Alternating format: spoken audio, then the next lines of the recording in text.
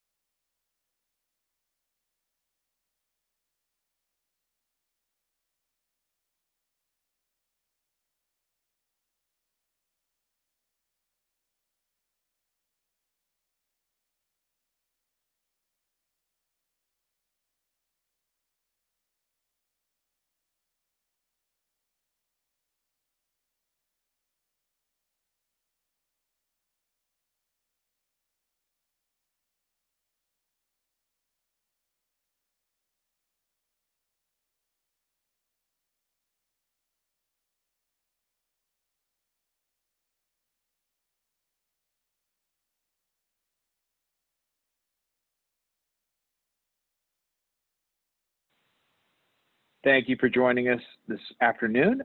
We are going to begin in 2 or 3 minutes. Thank you.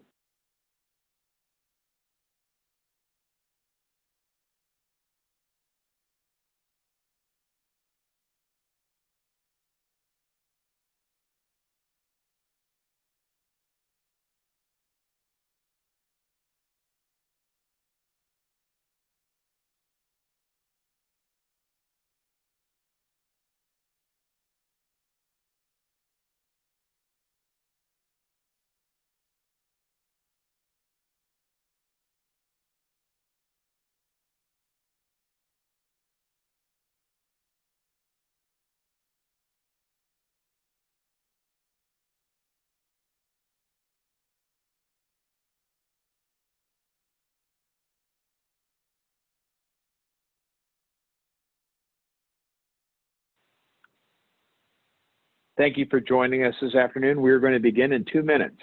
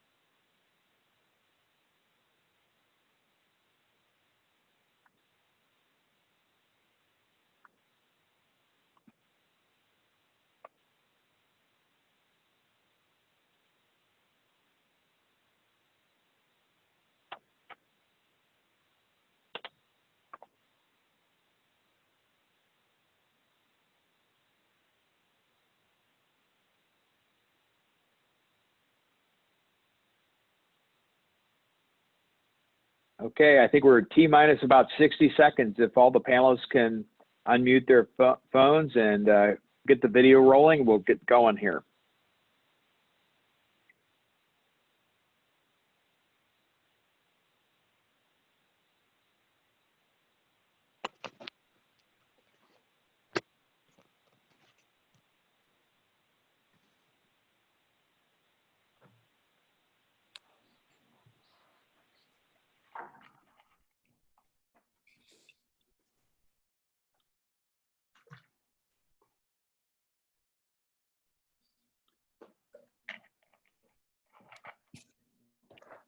Hello, everyone. Good afternoon. My name is Tom Suter. I'm the founder of the Advanced Technology Academic Research Center, and thank you for joining us today.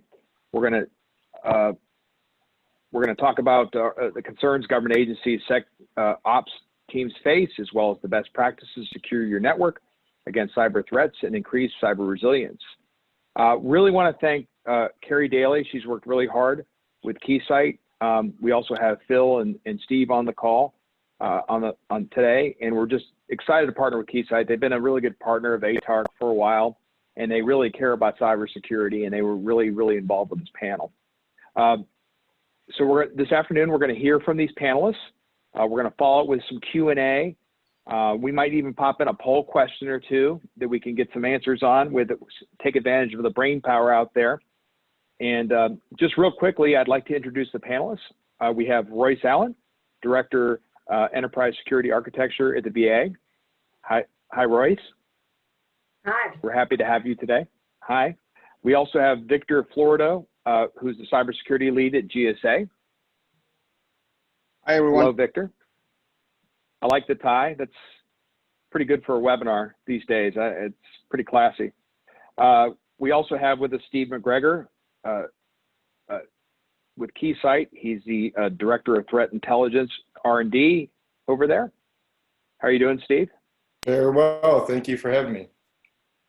No problem, no problem. And we also have with us Phil Traynor, who's Director of Security Solutions at Keysight. Hey, Phil. Good to have you on, Tom. And his glamour shot looks a little bit different. He put the full pandemic beard on. And then also joining us for the last nine holes, we're going to have Kevin Cox. He got stuck in a meeting, but he's going to be joining us approximately at 2. So we wanted to get him. We didn't want him to. We were going to take him any way we could get him. So we'll definitely hear Kevin. He's got a lot to talk to us about with the CDM program. So fantastic. But before we begin, ATARC's been doing these webinar series, and we've been discussing the pandemic and security. And I think, as a lot of you know, we've had a transition. So many federal workers that had been in their offices for most of the time. I would kind of look at it 3 different ways. There's been agencies like GSA that were very highly telecommuting. You have other agencies that had some telecommuting, but were used to working inside of their office. And then you have like the IC, which is you have to do the work in the office. So we've seen a lot of challenges where I have to go remote. Well, I had to issue computers, identity management for all the people that are now remote workers. I think some of the things that we're going to talk about today are what happened to my DevOps teams. A lot of these were co-located. There was maybe I have a mix of contractors and beds. How does this all work? I mean, I also have some contract stuff that I have to deal with that require me to be on site. And I think it's been very, very challenging, very challenging for the security CISO community to kind of balance. I've got to have production with security. And then, the adversaries, this has been the golden age of trying to take advantage of all the coronavirus things. So we've got a lot to talk about today. I want to start off with Royce Allen with the VA. In our prep call, the amount of detail she was giving with all the challenges they have at the VA and how they're mitigating them was amazing. But we'd love to hear from you, Royce. Looking forward to this. I think you got on mute. I was on mute. Thank you. I don't want to miss a second. So for the last 4 months since COVID, we had to expand our capacity. So the VA have 30,000 plus employees, and our task was to devise a plan and expand our networks to be able to support over 225,000 users simultaneously. So we have 4 TIC 3.0 projects that are ongoing. There's a total of 9 before that eventually that we want to submit for approval through DHS and OMB, at least that we would like to get nominated to be placed on their list. So we have 200, and we went from 100,000 mobile devices, laptops, to 225,000. 430,000 employees that we were required to move from. We went from 43,900 remote users in February, and today we're up to 150,000. We quadrupled our virtual servers, our Citrix servers. We took fully advantage of our Microsoft suite and tools. We went from 1,700 to 7,600 today. We doubled our rescue VPN capacity from 120,000 users to 500,000 at present. We went from 6,000 in February to 120 and 150,000 users, and then from 60,000 unique connections to 134,000 to support our telework efforts. So, and in doing so, we also had to look at how do we rapidly deploy and get these systems on most securely. So we also put in new processes. We have a rapid review process for cloud services, and we have one also for on-prem services. So we can get our cloud applications in and out within 7 days. But we're using abbreviated or tailored approach to do so. And we have many other efforts that we'll talk about later this afternoon. Great, thanks, Royce. And Victor, we'll go with you next. I know there was a lot of special procurement activity that you had to manage right after pandemic, and I know this role, you've been with GSA for a little bit here, but this role that you're in now, maybe you could talk a little bit about the role and what you think the importance is too. Sure, thank you. And by the way, I feel for VA and all the issues that they're dealing with. GSA is open for business. We've been open for business since day one. So if anybody ever needs anything, we're here. But let me share this slides. Again, my name is Victor Florido. I work for the ITSS, IT Security Solutions Director of GSA under the ITC, Information Technology category. And one of my responsibilities working for the ITSS Director is as the technical lead for the highly adaptive cybersecurity services special item number program, right? This is a very unique program that we put in place back in 2016. I'll tell you more about it in a second. But let's talk about a little bit of the description of the program. What do we have to offer? Some of the challenges that the agencies are facing as we speak, and some of the solutions that we put in place to mitigate those challenges. So let's talk about the program itself. Here we go. So let's talk about the program itself. As you can see, this program has 5 subcategories. You have the high value assets, you have the RVA, pen testing, cyber hunt, and incident response. But it wasn't always like that. Back in 2016, when we created this program, we had 4 subsets. We rapidly realized that we needed to expand the scope of the program because it was obvious that we needed, there were more requirements out there that the agency were requesting and we didn't have them in place. So when we, again, when we merged those four subsets into one and we created the 5 subcategories, we expanded the scope in services like RMF services or security operations center services. Those services weren't included before, now they are. So let's talk about the challenges the agencies usually come to us saying, let's say, for instance, an agency might be looking for a particular cybersecurity service, but that service is not listed under the hacks subcategories. Or an agency wants to put out a solicitation for, again, a particular cybersecurity area, but doesn't want to deal with all 280 plus vendors replying to it. One that is very common is an agency might need to acquire both cybersecurity services and some other type of IT services. So let's talk about, first, if the service is not included. Let me make this clear. The hack SIM can be used to acquire any type of cybersecurity services. We have multiple vendors that can provide, they have expertise in all subcategories, and they can provide additional guidance in details of what they can offer to that particular agency for those needs. Also, when we're talking about the solicitation, we all know that if an agency puts a solicitation out there, everybody can see it. We encourage them to include language in their solicitation so the vendors that are awarded for those particular subcategories should respond and nobody else.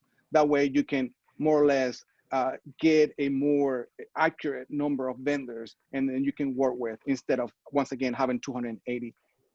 And then we're fully aware that oftentimes the requirements are more complex than just cybersecurity. It's what we call a complete solution. In those instances, we always tell the agencies, hey, submit the order on the hacks and right within the solicitation documents that vendors may utilize other SIMs to create a complete solution. So that shouldn't be a problem either. Other services that we provide, we have multiple templates like the hacked ordering guide. We have multiple other templates like the statement of work, SOWs. You can find them on gsa.gov/hacks.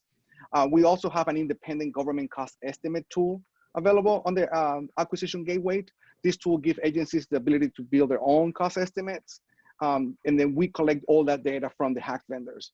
The hack SIM can offer agencies a pool of over 200 small businesses. These small businesses are not just fully qualified to provide those cybersecurity services, but they also hold other socioeconomic designations like SDV-OSB, 88, HubZone, and so on. And last but not least, we have a team of experts.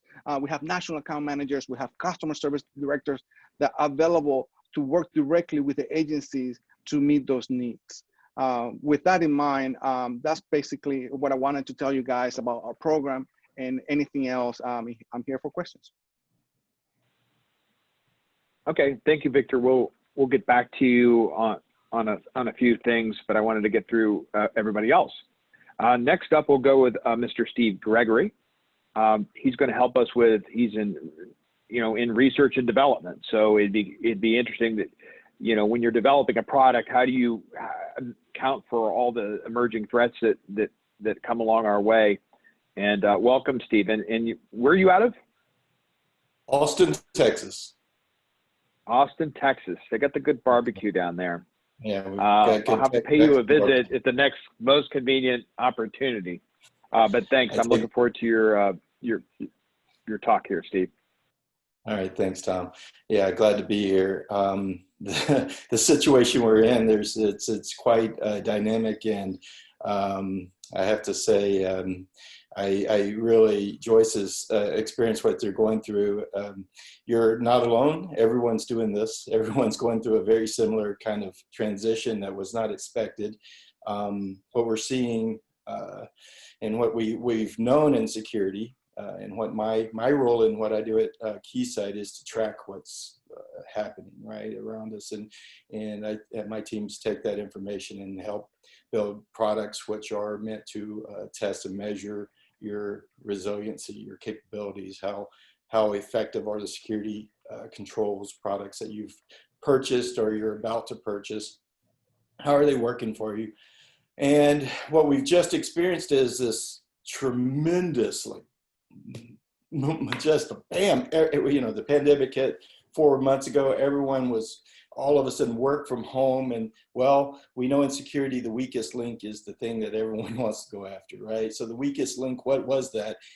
4 months ago, I would say mostly it was your web servers that are outside, or, you know, your users, of course, are there. But I mean, the attack surface is just exponentially grown right now. And the difficulties have become, it's even more difficult for all of us. So we're seeing, and the cyber criminals are actually, they're just loving this because it's become a lot easier. Trying to hack into someone's home via an IoT device, you give it, it's a lot easier than getting into a corporate or a government network.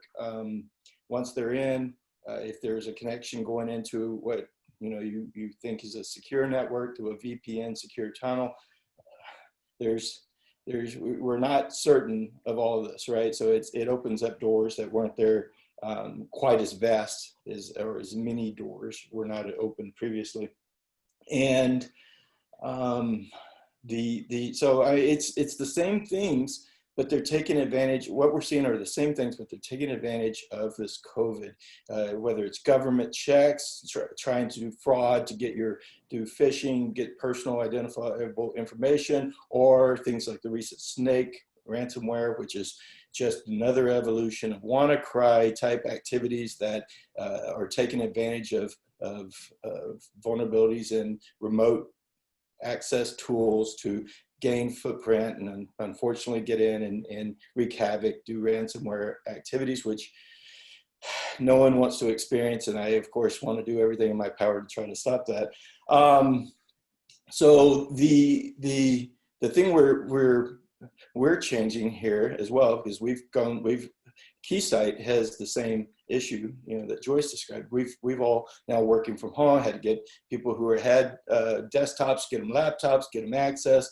The IT teams are trying to figure out, how do I secure all these systems? So we're using our own products, actually, which is great, which we always had, but we've evolved our products to help. So my R&D team, we are continuously looking for ways, how can we build tools that can proactively run from a home network now, right? So if you are at home, how can I deploy something on one of the workstations that I've provided my work from home employees that would allow me to assess when they're connected, what do they have access to? What kind of, could I have visibility to things that might look like Snake or these types of ransomware that would go into a network? And the reasoning is that proactive testing, proactive training makes you better. This is the thing we were striving to do before. It's just become even more so needed now because of our attack surfaces growing. That's what I'm focused on. That's what we're trying to help achieve throughout, whether it's enterprise or it's government. These problems are shared, right? And trying to help deal with that is what we're trying to bring the right kind of tools and things to help that along. Thank you, Steve, for that. And now we're going to transition over to Phil. And Phil's more of like, you're in the field, and with your beard, it definitely looks like you're in the field. I know you're meeting with customers and agencies all the time. What's been the look on the ground? And I think you just had a customer meeting, so some of the customers are still open in physical locations. Yeah, that's true. So I'm in the field almost all the time, and I do work with individuals like Royce, and it's great to be on the panel with you. I'd say right now, customers like Royce are looking for lots of different products, but at Keysight, we make two separate products that are very interesting to organizations like the VA. We make SecOps tools that perform continuous security audits. This is something that Steve's group does in the R&D section. This is something that we've gotten a very good response to. People want to perform continuous security audits with the kind of full kill chain scenarios Steve was just talking about. Not just having one exploit happen at a time, but almost a full decision tree. The second tranche of products are what we call visibility solutions. Our visibility solutions allow for the right packet to go to the right tool. So let's say that Royce has so many different people working in the organization, different people who are in different security sectors, different security groups. I know that the VA has both class and unclassed information that they're working with. Getting the right flows to the right tools for deeper analysis is a solution that we create. And we further give like detailed information, and this information can go right to a security incident event manager, giving that one windshield look to say, okay, where's our traffic coming from? What applications are they using? What are we seeing? These are the kind of things that are really important to organizations like the VA and other government groups, and that's really what myself and Steve are helping to deliver to those organizations. Great. I think, Alyssa, let's try a poll question before we start getting into the questions to feed the conversation a little bit. And feel free, we have a Q&A that you can ask whatever you feel like with this panel. And not to forget, we're going to get Kevin on in a few minutes too, so we're going to hear his perspectives. But let's pop up a couple poll questions. Okay. How confident are you in your organization's overall security resilience? So we will answer that. And the second question is, what is the biggest emerging threat in cybersecurity your company is facing? Probably, let's put agency as well, is facing it in 2020. We'll give it a couple seconds. Everybody please respond. Okay, let's see what the results are.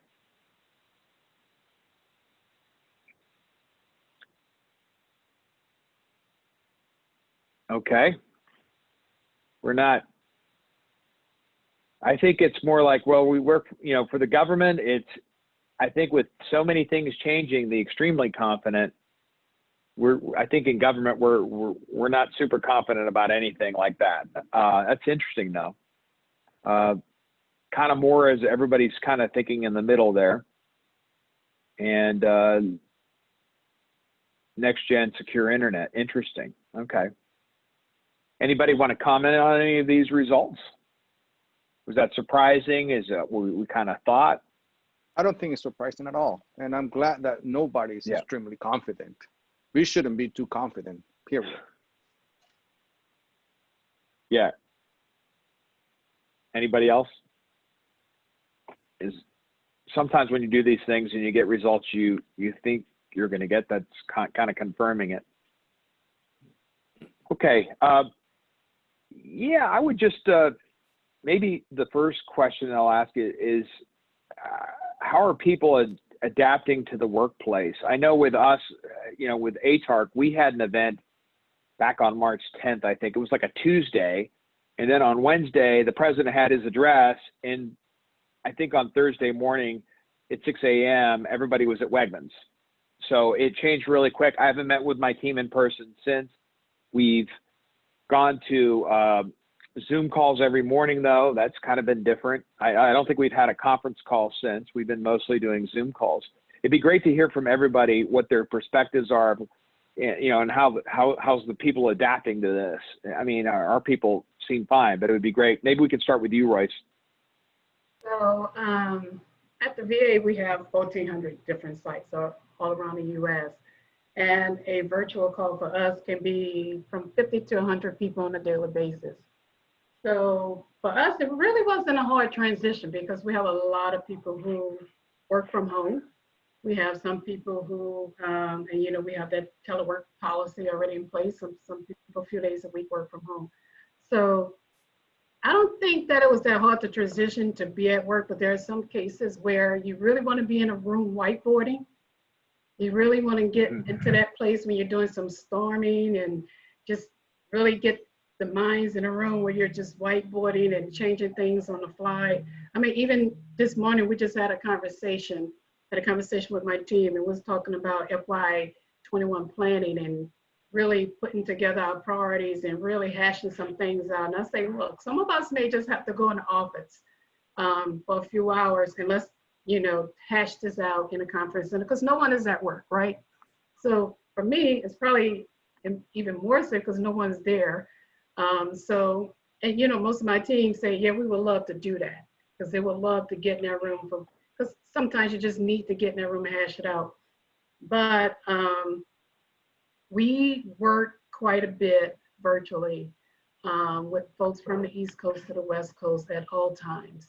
And making sure our healthcare clinicians and our medical facilities have what they need is critical and important. And that's why our priority and our emphasis rely is on our healthcare services piece. So, and so far, we have not had any major hiccups in our networks. Every now and then you may see a little sluggishness, but we have the flexibility now to switch over to CAG if you need to switch over to CAG. When you log in, you can log in from the East Coast or the West Coast. And some of us say, well, since it's still early, let's log into the West Coast, right? And maybe at 2 o'clock, we'll come back in over on the East Coast. So we have that diversity and the flexibility to log on and get good services. So my team hasn't been complaining. I think most of the concern is the readiness of the organization for return to work, Metro, the safety, is the Metro safe? How safe is the environment? And just this morning, I sat down with one of our fellows and we talked about this application that they created. Almost like when you go to your health, when you have to go to a medical appointment now, you go online, you fill out a bunch of questions, and then you get a confirmation number or something back saying you're okay to go to the dentist. So our smart fellows have just created an app to do that for us when we get back to work. So we're already looking at ways to improve the process. Right. And Victor, maybe you can talk a little bit about what you've seen from your customers, and I definitely want to hear from Phil and Steve. Sure. It's very ironic because I came from DoD many years with DoD. So for them, telework is like, it wasn't there. It was not even an option. People want to see people, their employees on the buildings. For us, it was a very smooth transition because we already have everything in place. But what I can tell you is customers are telling me that, oh, by the way, I've been more productive working from home. I never thought I was going to be that productive. My team is being productive. We're meeting the mission. We're doing what we're supposed to do. Mm-hmm. So I'm actually hearing a lot of positive feedback. The only people that I will say might not be too happy about is anybody that is doing anything on the high side. That will be a challenge. And I've seen some solutions out there that, in fact, I worked in some of those solutions that we have, the different companies have available. That will be interesting to see how they're going to address anybody that is working with classified information. Thankfully, I am not, and most of my customers are not. But absolutely, I would say the challenge is anything that is classified and above. Right, because you have to be at the SCIF and a secure place, and you'd have to do social distancing, and that's kind of currently the rule. So what happens? You either have to have alternate shifts. It just is. It's definitely a challenge in that. And Steve or Phil? Oh, go ahead. Go ahead. No, go ahead. It's SCIF. They don't even have windows. If they have windows, they got a bunch of bars, and then it's very difficult to have social distancing and so on. And in most cases, those places are very small too. Right. Phil, Steve, anything you want to add? Yeah, I'll jump in. Keysight, we have offices and we have 46 offices globally. We have offices all over the place. And so we have some experience doing this. And we do a lot of things, like getting into too many details, but for an organization, whether you're the VA or you're one of the tool vendors that Ludo's talking about, is that you have to push security to the endpoint, to the user. And that's something we do. We push security to the user. BYOD is not a problem if you put the security package on your BYOD device. And these things really tend to wrap their hands around them pretty tightly. As Steve mentioned, we do use our own SecOps tools and our own visibility tools. We have really strong insight into what our endpoint users are doing. To the VPN, we have 2FA. To do most things, you have 2FA. It's just really best practices, and these best practices apply to whether you're in a quarantine and it's an emergency going on, or just every day. And that's really the whole main point of security. The last point I want to make is it's really important to have training.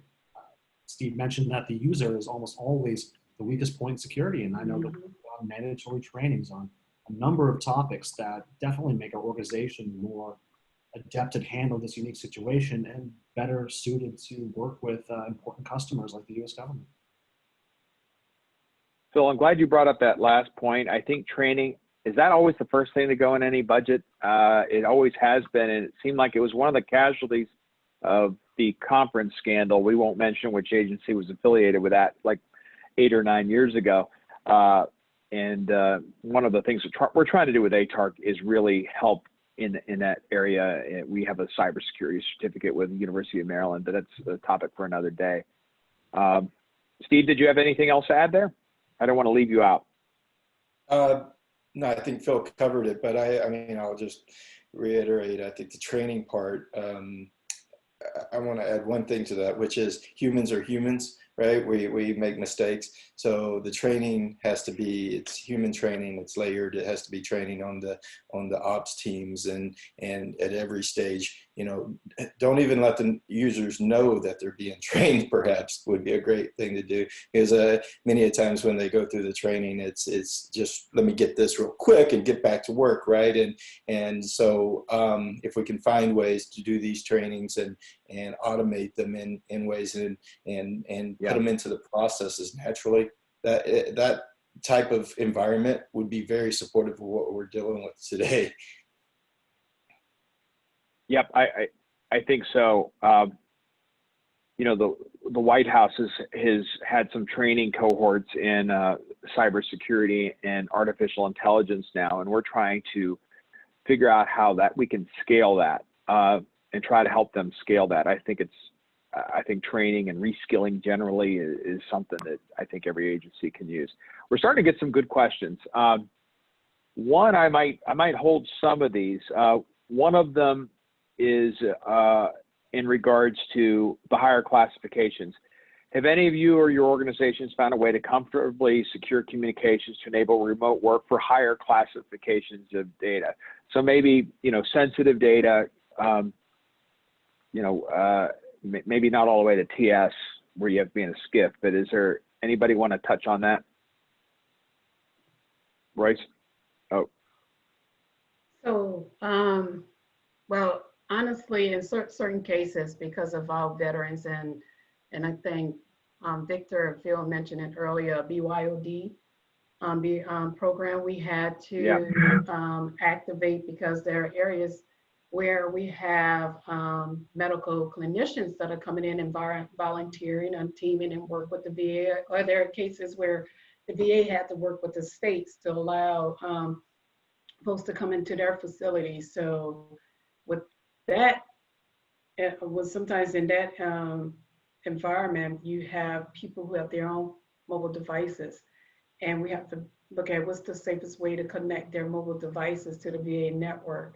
So we did implement some additional capabilities through the Microsoft Suite of Tools. We went and expanded our ATP capabilities, and now we're able to support additional users who are not a part of the VA workforce, so other healthcare clinicians to come in so that we can do telehealth through a virtual call. We've also allowed quite a few new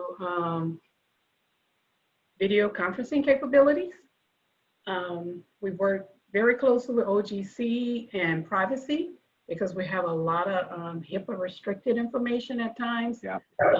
We've been educating our veterans over the type of conversations that we have on the open line through some of these capabilities. And I think one of the biggest challenges, what I'm seeing lately, is end-to-end encryption. Do you truly have end-to-end encryption within your FedRAMP approved application, or your application that the healthcare doctors say I need it at this particular site. I have limitations on network capabilities. How do we best support our veterans there? So we've also had to welcome things into our environment that may not be as secure, but we're using policy. We're using conversations with the veterans to sort of educate them on how to share information through those lines and those capabilities. We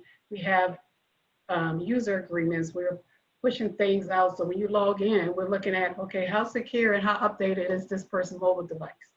Do they have all the latest patches, and getting the authorization to download certain patches to make sure that we don't compromise our own environment.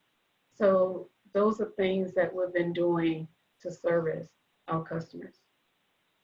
Yeah, I think those are really important points. And at BYOD, I would call it a pilot for lack of a better word. I really like it because every agency has this use case where I've got to work with the local police, or I've got to work with the USDA, and we really haven't cracked the code. I know Kim Hancher on the digital government strategy did some early pilots, but we got to communicate, and people are going to be bringing their personal devices in, and there's a lot of advantages to allowing them to do that. Mm-hmm. Rather than, I just think of Hurricane Katrina. What first responders had to do is go to New Orleans, pick up your phone, then go out to Shreveport to do your survey. You can't do that. You're not going to be able to do that. And I think this pandemic's proved it. Does anybody want to else add about mobile and remote communications? And it's kind of the security plus the opportunity. Yeah, I'd like to add something. Roy said something very important a minute ago about how the ubiquity of encryption is being implemented as a security measure. And that's a very important thing, especially with TLS 1.3 now really starting to go wide. And TLS 1.3 really is a game changer because it eliminates man-in-the-middle style attacks. It makes it very difficult, but that level of encryption also creates a new problem, because let's say that you have a next-gen firewall that needs to look at application layer rules. Well, the usefulness of that solution will be destroyed by encryption. So now Royce has a new problem. She has to be able to quickly decrypt, inspect, re-encrypt. It's a ever-moving target to do all these things. And the fact that encryption is becoming ubiquitous now is a really great thing. I mean, there was information online a few months ago saying that about 60 to 70% of network traffic on the internet is encrypted. It will be 100% in years. And these are the problems that government especially has to solve while maintaining not only security, but also to inspect traffic on those levels. Great. We got a good question in, and I was going to cover it anyway, but this is good. What are your opinions on the cloud, the Gov Cloud? Do you think there's potential to continue remote communications for higher levels of classification using this cloud? So let's just talk about cloud. And oh, by the way, this webinar is on the Zoom, the Zoom Gov Cloud. So if in case anybody's wondering, we've upgraded to that. But let's talk a little bit of cloud, and then it looks like Kevin's getting on, and we can go back to him. But let's finish up this question on cloud computing and how it's helped us. What are some of the challenges? Royce, you want to dive in?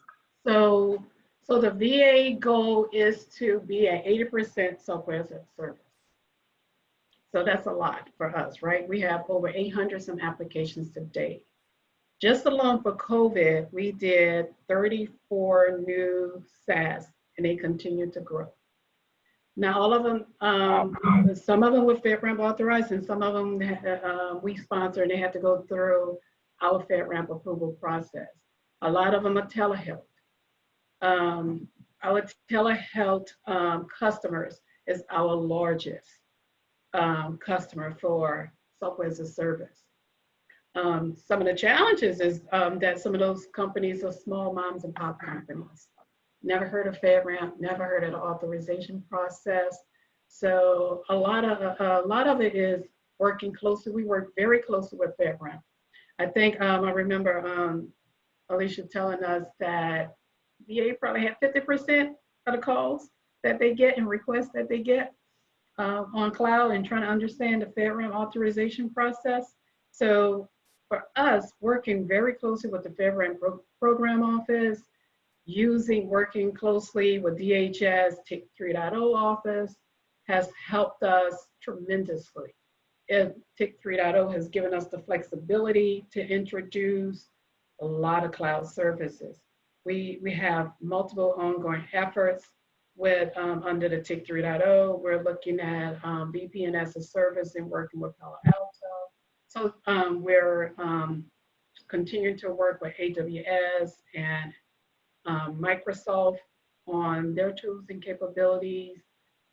Now that we have our SecOp program that's really in full force, not only we're looking at cloud, but we're looking at ways of how we assess open source capabilities. They're going to be deployed in our DevSecOps program as we continue, as that is under development.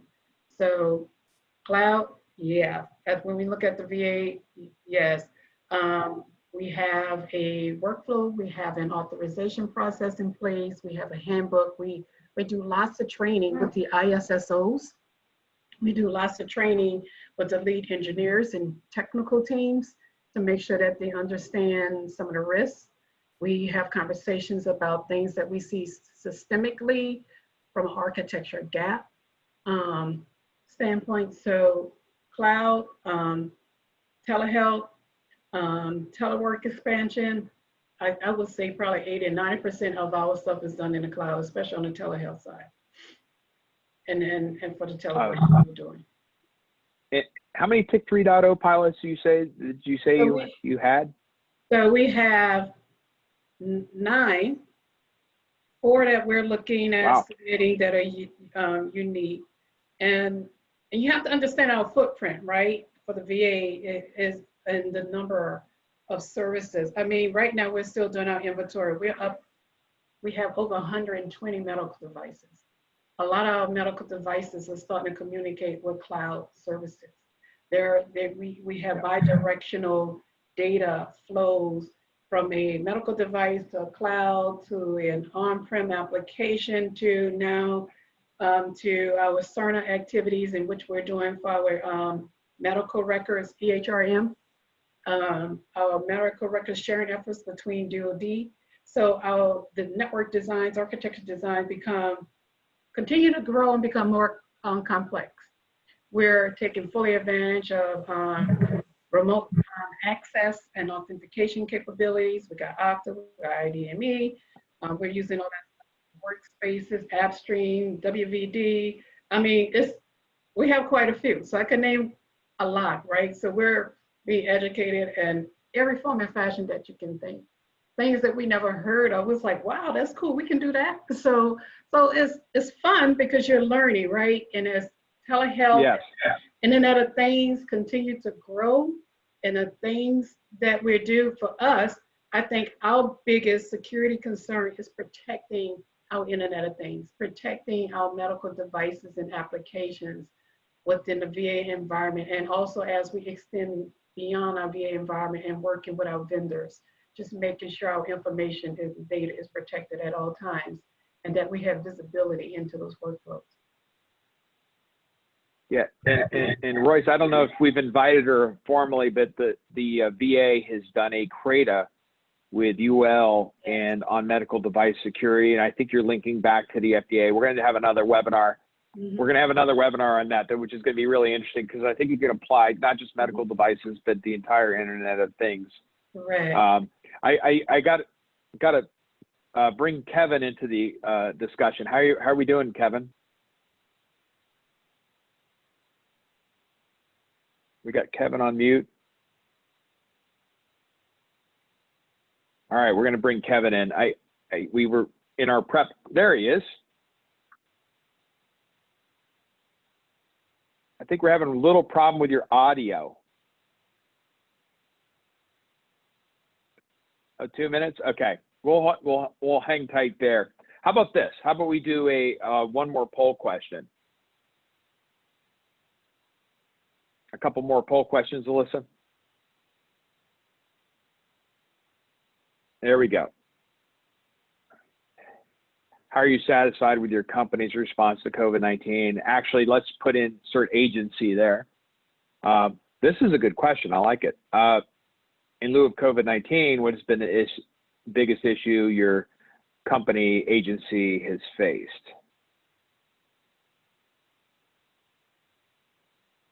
These are pretty good. All right. We got to have some results.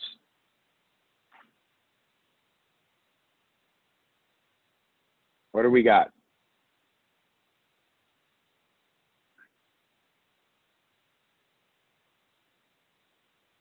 Interesting. Good job, government. We have mostly government people on. That's not too bad.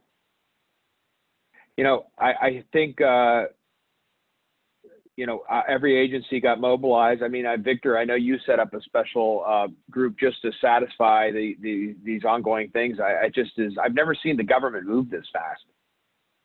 Is that a fair statement?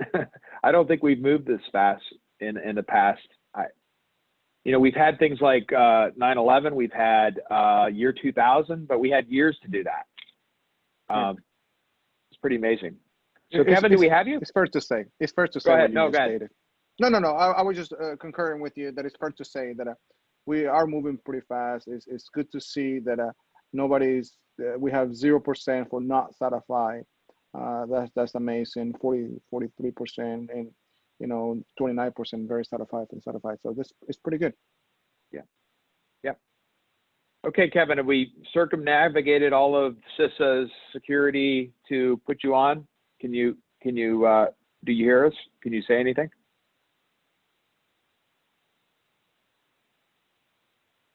I don't think so. I think he's still working it out. We're going to keep plugging away. Alyssa, maybe we can just conference him in or something. I don't know. Maybe just get on audio if that would be easier. Okay. Let's see. We were talking about cloud. I don't know if we actually finished that. Victor and the rest of the folks, if we want to talk a little bit more about cloud security. Steve, Phil, feel free to chime in. I would chime in on the cloud and the IoT, especially the IoT. My most recent research I've been doing is focused around IoT, and I've got some pretty surprising, well, maybe they're not very surprising actually, data points that we've collected. You think of IoT and you think about, okay, or am I talking about my consumer router access point, my printer? Yes. Or am I talking about maybe something in the hospital? Yes, it definitely is. And they're coming up, they're being connected, they're connected to the cloud, or they're connected to your network.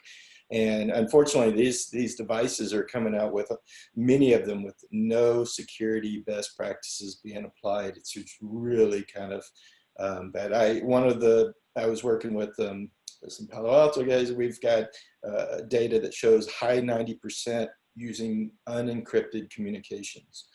Just go up to ICS CERT, look at for the month of June, and you'll see the vulnerabilities that have been reported against IoT and industrial type of devices. Plenty of times you'll see plain text protocols, you'll see not doing input validation. These products, when they get out there and they're being used, if they're not secured, and we start to apply them in a medical environment or in your car, take the automobile, it's connected, fully connected. It's just scary to me. So how we can keep the visibility on these products, how we can make sure that we are aware of what they're doing, and you know, hopefully before you even deploy them, you've done some kind of basic security assessment to determine you know, how much has been applied to it. But this is an area that and especially now we're all work from home, so it's gonna hit us by the fact that everyone's now at your home where you have a lot of Internet of Things devices that are not secure and risking your networks, right? Your corporate or agency networks. Yeah. Royce, if you want to add anything, we just kind of went into the device thing all in. So if you want to add, I know you've been working on this issue, probably one of the leaders in it. I know it's like right there at the top of your list. I think you're on mute, Royce. Okay. So I have a security architecture team that's working very closely with VHA and HTM on the medical device side. We're developing a medical device security architecture and reference model where I have my MITRE FDA colleagues who work closely with us in FDA who is assisting us as we continue to look at the FDA requirements and congressional mandates to look at how far can we go with securing a device before we compromise it, FDA certification for that device, because that's what our customers are most concerned about, that medical device certification. But we're also most concerned about, now that the medical device, like I spoke about earlier, is connecting to the internet. How do we protect that device and that information? Because I see, coming from 20 plus years in the Intel environment, in the DoD, I put the medical device and medical device compromise in the same category as what if we would do a national system. If that device is compromised and someone changes information and data, we can misdiagnose, we can give the wrong medication, heart monitor, stop.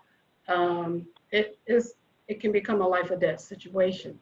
So that's the way I approach it, even though sometimes they're like, okay, she NSA, she was kind of still a little bit over the top.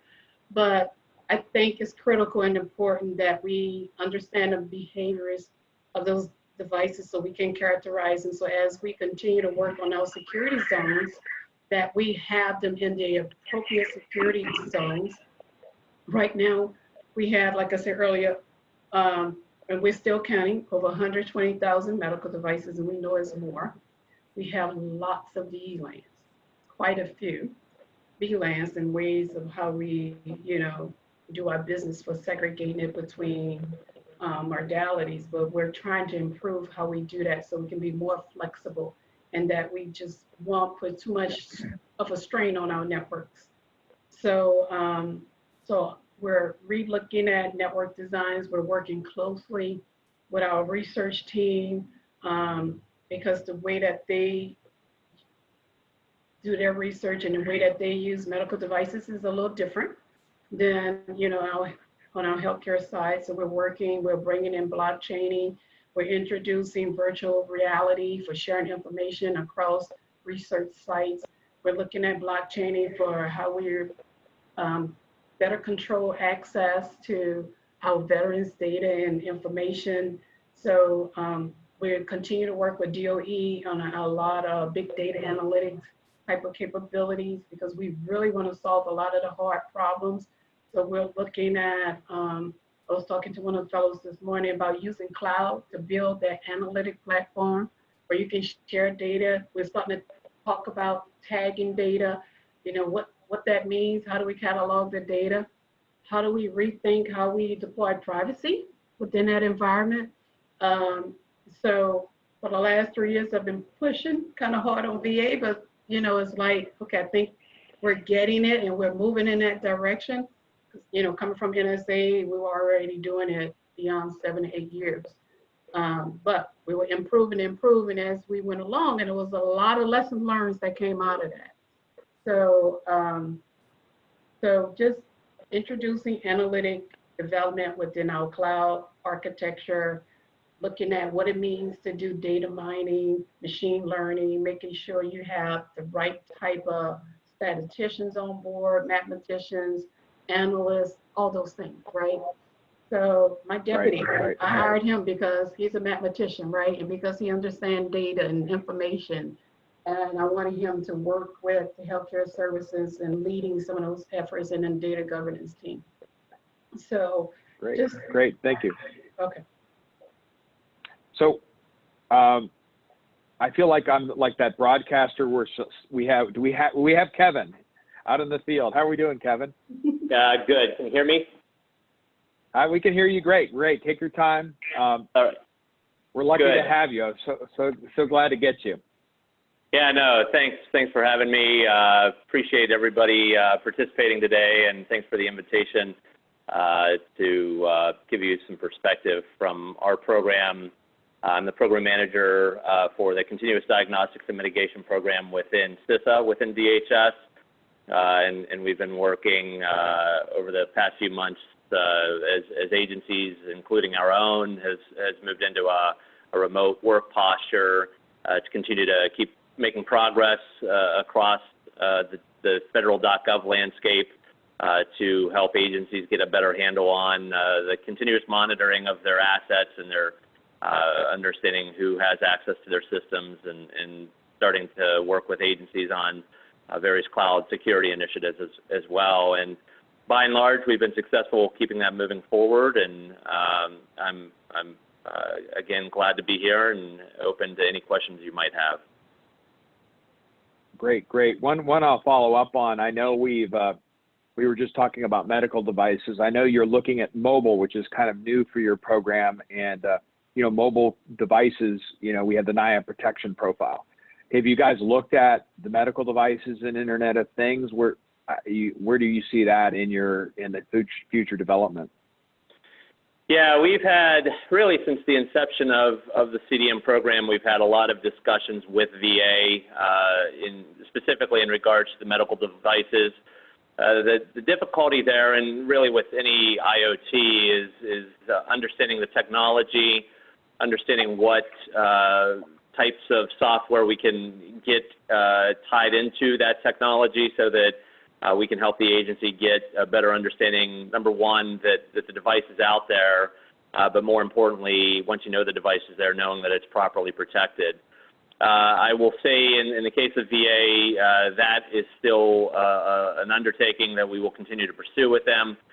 There's not a lot of progress we've made to date in terms of helping them get the better visibility on the medical devices. That being said, we do have, with one agency, an IoT effort underway.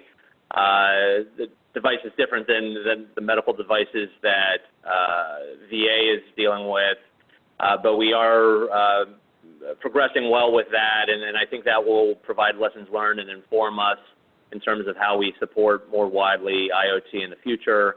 And just because we have not yet made progress with VA, the effort still remains a key effort, a key priority for us to help them get the right technology in place to get the visibility on those very important devices for their mission. Yeah, I know that's a tough challenge. It's not like there's two manufacturers. There's a million, and some of them aren't updating their software, and they don't connect to the internet. Some do. It's a big challenge, and I think that's something that ATARC would like to help in. It's going to be a multi-year effort that maybe if we can get some standards where all the future equipment, is taken a look at, and if people are building a standard, at least you got a shot at it. Also, so the other thing I was going to ask you is how's pandemic affected your office? This has got to be. Are we seeing increasing threats, or what are agencies coming to you with that might be a little different than what it was beforehand? Certainly. So I talked a little bit about how we've handled, now that the agencies, including our own, are in a remote work posture, in terms of just keeping things moving forward, specifically in terms of how kind of network malicious type activity has impacted agencies. At the start of the pandemic, there were a handful of agencies, some of which were tied in with the key response activities, that were starting to see increases in malicious traffic, increases in terms of specific attacks. We know that our nation state and criminal adversaries are looking at where they can exploit events like this to get more access to try to get data, try to do malicious things on the network. And indeed, that pattern played out here. And so our program was asked to see where we could help. Fortunately, when we awarded our CDM Defend acquisition set of vehicles, the CDM Defend task orders, we had built in a capability to help with incident kind of understanding, and then looking at where CDM capabilities could be accelerated to respond and help those agencies become more robust from a cyber perspective, and actually get in front of the attacks and keep them out of the network. So we have been working with a number of those agencies to accelerate some of our capabilities, particularly in the network security management space, including some cloud security efforts. And what we have to watch out for is that we're funded each year in terms of a specific set of work. And so we've worked to make sure that we're not robbing Peter to pay Paul here, that we can keep our work going for all of the other agencies. So we've done a bit of a delicate dance there to keep all the different funding streams moving forward, making sure that we're doing good work on behalf of the taxpayers, and that when needed, we can jump in and help accelerate capabilities in an emergency situation. Okay, and what's next for the program? What's next on the agenda? What's the next thing that you're going to be tackling? Yeah, so as many of you are aware, we've been working with the federal .gov agencies to continue to fill any gaps that remain for asset management. That includes the on-prem efforts, but we've also started some pilots from a cloud perspective, not necessarily to get visibility of each cloud asset, because as many of you know, things are brought up, VMs are brought up and taken down quickly, but to help agencies have a better understanding of their data in the cloud and how it's being accessed. So we continue those efforts. We'll continue those efforts on into FY21, continue to work with agencies to deploy and fill gaps on the identity and access management capability area, including some identity lifecycle management software to help agencies have a better understanding of the lifecycle of each user that comes on. Two big initiatives is really the first one is the new dashboard. We had originally deployed the first dashboard for CDM, got the communications channels set up, which are still in place. But what we found is that original dashboard we ran into some scalability issues, some performance issues. And so when we completed our next contract, we wanted to make sure that the solution could handle big data, could handle scalability at the federal level, within a federated space, could handle high performance needs, could bring us the analytics that the agencies need to get the value out of their data. So we've been working with the dashboard provider, in this case it's ECS, to roll out the new Elasticsearch dashboard using the ELK stack, the Elasticsearch piece, the log piece, and the Kibana visualization piece. Worked with the system integrators throughout the CDM Defend acquisition space to test that out. And starting in July, we're really at the point where we're going to have people down on the ground working with the first set of agencies to deploy the new dashboard. And within this next quarter, July through September, by the end of the fiscal year, we'll have the new dashboard deployed at least at a handful of agencies, and then continue to move on into FY21 with the goal of 21 having the new dashboard in place everywhere within the .gov space, both the CFO Act agencies as well as non-CFO Act agencies. Associated with the dashboard is then the operationalization of the CDM data. We have a lot of good data today, so we've already been working with the AWARE algorithm, which is a measure of how agencies are doing from a cybersecurity posture standpoint. It's a basic algorithm to help start to build on kind of a broader risk management approach. Before we can fully operationalize AWARE, what we've been working with the agencies and the system integrators on is data quality, continual data quality coming up from the sensors and scanners up through the dashboard, up to the federal dashboard. So we have developed a data quality management process, a data quality rubric, working with the integrators and the agencies to ensure from here on out that the data being reported up at any moment is an accurate reflection of the agency's environment. That too, now that those are all finalized, that too is starting in July.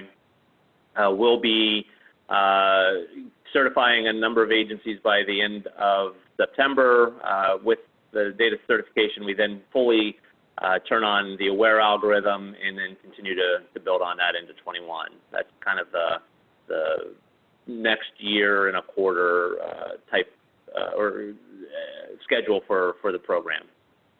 Yeah, and I think that dashboard's so important to an agency because they know what to improve. It's like kind of your to-do list. It's like, what do I need to do to get this better? And you have arguments on what's important. Those are really good arguments to have. Like, oh, I think this should be weighted higher. You want to have that kind of feedback because it's just going to make your security better. We're really running out of time, but if I want everybody to kind of like, you know, some last second thoughts here, maybe we'll go in reverse order this time. Steve,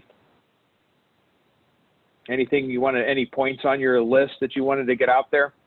Oh, I'm good. I got everything out. I just, you know, I guess just to reiterate that we're all dealing with the same thing and we're all trying to kind of respond to the pandemic and do the best we can. And I think the important thing would be that we're all here together to try and achieve that. And I appreciate you having me, allowing me to participate today. I enjoyed it. Yeah. Thank you. Thank you. I want to visit you down there in Austin and get some of that good Franklin barbecue and some of the other ones I've tried down there. Phil? Yeah, I also wanted to thank you for having me on the panel. It was great talking to everyone, and also very interesting to listen to Kevin just now. I have one of your articles pulled up from Federal News, and it's really interesting as a new approach. I really like this whole AWARE concept is what you're doing, and it integrates a lot of different security and SecOps tools and different concepts for moving forward. And I just said innovation, and I guess I want to wrap up with one last thing. It's that we were talking earlier about cloud, and I'd say one of the biggest advantages of cloud is it does allow for the rapid adoption of new technologies, especially this AWARE concept and also best-of-breed solutions from private industry. And I really think that is the way to go moving forward, and I'm looking forward to working with all of you in the future, especially in person if we can never get past this COVID. And Phil, your point is really well taken. We've seen with IT modernization, if you don't have a cloud infrastructure, it's really hard to do. It's really hard to do, and we've seen that some agencies had to put up new systems that just to bear. Royce? So, just one thing, Kevin, we had a bake-off for looking at the scanning tools for our medical devices. Now we're getting ready to put an RFP out on the street. So we were able to refine some of our requirements, so we're moving along with that process. But overall, I think sharing between organizations and departments and agencies, sharing data, reciprocity, I think is key. Teaming, I think is key. It helps us move along a lot quicker and then continue to ask questions and partner with DHS and OMB. Great. And I'm going to go Kevin because I'm saving Victor for the end and I'm going to surprise him with something. So I want to, Kevin, you can, anything you didn't get out there. And it's so glad you could join us today. Yeah, I appreciate you allowing me to join late. We had some meetings that got scheduled, so apologize for that. But I just want to echo what Royce had just said, that one of our key values for the CDM program is partnership. All of this is about helping the federal .gov space get more secure. The many important mission areas across the VA and all of the other agencies, our goal is to help all of those agencies, all of those mission-based environments, get the visibility they need of their own environment and get a better handle of what their cybersecurity protections are in place. Because we want to get in front of the adversary, we want to keep them off the network and ensure the data of our citizenry is protected and that all of our important missions can keep going forward. And so we look forward to continuing to partner with the agencies and, of course, partnering with industry and helping deliver the solutions and the proper technologies to get the agencies what they need to protect that data. So thank you again, Tom, for inviting me and allowing me to talk on our program. Appreciate it. No problem. And last but certainly not least, Victor, We are partnering with the ITC in an event coming up. If Alyssa, you could stick that up, because one of our original questions was, how do small businesses engage? They don't know how to get to the government, et cetera, et cetera. And if you want to talk a little bit about that in particular, and then Alyssa, if you could stick up the slide for what we're doing, this ITC Acquisition Virtual Summit coming up in a couple of weeks. Go ahead, Victor, close this out here. Again, thank you for the invitation. I echo the other panelists. It's great to be here. And I do want to know, I want to tell some of the participants wanted to get in touch with me. Feel free to send me a LinkedIn request. I'll be happy to connect that way. And then, you know, I'm here. Again, thank you. Great, great. Well, thank you, Kevin, Royce, Victor, Steve, and Phil. This has been fantastic. And we're sorry we went a little over time, but I think it was worth it. And I see a lot of you stuck with us, most of you, in fact. So thank you very much. And thanks to Keysight for helping us out with this one. And everybody have a good rest of the afternoon. Thank you. Thank you. Likewise. Thank you. Yes, thank you.